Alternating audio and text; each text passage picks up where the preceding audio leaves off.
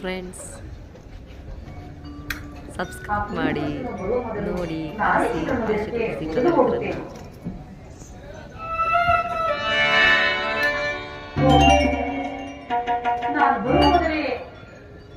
ಈ ಸುಂದರವನ್ನು ಬಂದು ನಂಗಿರುವನಲ್ಲ.